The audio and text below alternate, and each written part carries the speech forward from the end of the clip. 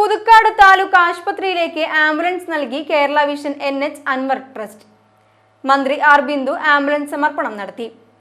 വിവിധ ജനപ്രതിനിധികളുടെയും COA, KCCL ഭാരവാഹികളുടെയും സാന്നിധ്യത്തിൽ പുതുക്കാട് താലൂക്ക് ആശുപത്രി അങ്കണത്തിലായിരുന്നു ചടങ്ങ്.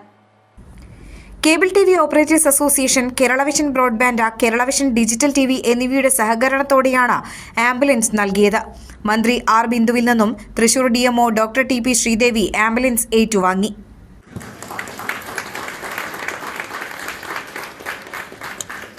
നവജാത ശിശുക്കൾക്ക് ഒരു ഗിഫ്റ്റ് ബോക്സ് നൽകുന്ന പദ്ധതി സർക്കാർ ആശുപത്രികളിൽ കേരള വിഷന്റെ നേതൃത്വത്തിൽ നടപ്പാക്കിയിരുന്നു. അതിലും ഒരിക്കൽ ഞാൻ പങ്കെടുക്കുകയുണ്ടായി. പുതുക്കാട് താലൂക്ക് ഹോസ്പിറ്റലിന് ആംബുലൻസ് നൽകാൻ തയ്യാറായിട്ടുള്ള കേരള വിഷനെ നിങ്ങളെ ഏവരെയും പ്രതിനിധീകരിച്ചുകൊണ്ട് ഞാൻ അഭിനന്ദിക്കുന്നു.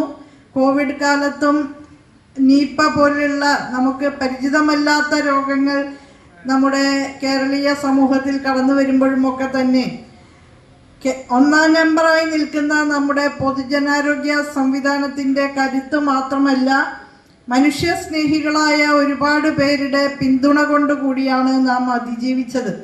അതിൽ സംഘടനകളും പ്രസ്ഥാനങ്ങളും സുമനസ്സുള്ള വ്യക്തികളും എല്ലാം ഉണ്ട്. കേരള വിഷനെ പോലെ കൃത്യമായ വിഷനുള്ള ഒരുപാട് പ്രസ്ഥാനങ്ങൾ അത്തരം കാര്യങ്ങളിലൊക്കെ സർക്കാരുമായി സഹകരിക്കുകയുണ്ടായി.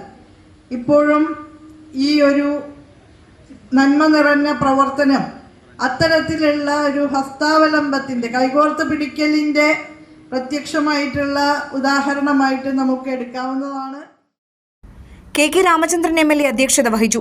ജില്ലാ panchayat president VS Prince, Kodakara block panchayat president KM ചന്ദ്രൻ, പുതുക്കാട് ഗ്രാമപഞ്ചായത്ത് president KM Baburaj, COA general secretary PB Suresh, Kerala vision chairman K Govindan, Kerala vision MD PP Suresh Kumar എന്നിവർ മുഖ്യാതിഥികളായി പങ്കെടുത്തു.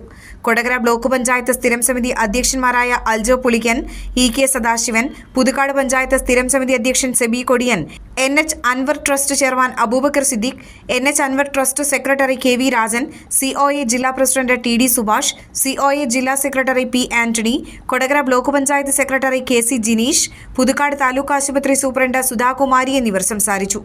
കാരുണ്യരംഗത്ത് കൈത്താങ്ങാകാൻ 23 ലക്ഷം രൂപയോളം ചെലവഴിച്ചാണ് കേരള വിഷൻ ആംബുലൻസ് സമർപ്പിച്ചത്.